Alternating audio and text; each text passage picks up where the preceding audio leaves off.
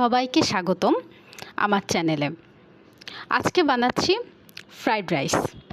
প্রথমেই কিছু রসুন আদা দিয়ে দিলাম, এরপরে দিব কিছু সবজি দিয়ে হালকা নাড়াচাড়া করে নিচ্ছি সবজিটা ভাজা পর্যন্ত।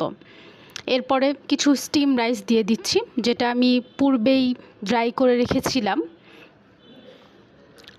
এরপর হালকা তেল দিয়ে দিলাম, এরপরে সয়া সস দিলাম, এরপর হালকা নাড়াচাড়া করলাম।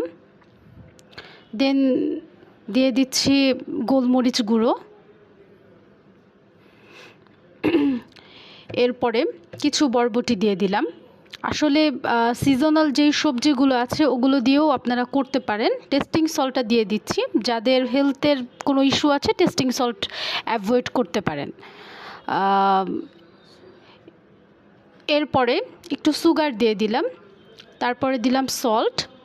দেওয়ার পরে হালকা নাড়াচাড়া করে নিলাম। আর যদি আপনারা অথেন্টিক ফ্রাইড রাইস তৈরি করতে চান এবং এর মতো স্বাদ পেতে চান, আপনারা মাস্ট ফিশ সসটা দিবেন। ফিশ সসটা দিলে দেখা যাচ্ছে আপনারা অথেন্টিক যেই ফ্রাইড রাইসের যেই স্বাদটা সেটা পাবেন।